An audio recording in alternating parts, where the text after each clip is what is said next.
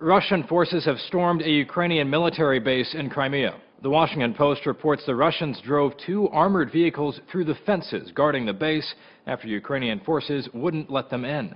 People nearby have reportedly heard gunfire and explosions coming from the base. According to Al Jazeera, troops are there to take over the base, which is one of the few Ukrainian-controlled bases left in Crimea following Russia's annexation of the region.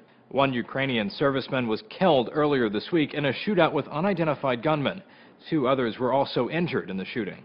And as the struggle at the Belbek base continues, reporters say Russian forces are telling them to turn their cameras off and are escorting reporters away from the base. A BBC reporter says it's not looking good for Ukraine's military. But the situation is slowly calming down here, but it's fair to say that the Russians are in control. They were quickly overwhelmed by far superior and much better trained and armed Russian forces. This comes as a group of 100 international monitors is heading to Ukraine to oversee the human rights situation in the troubled country.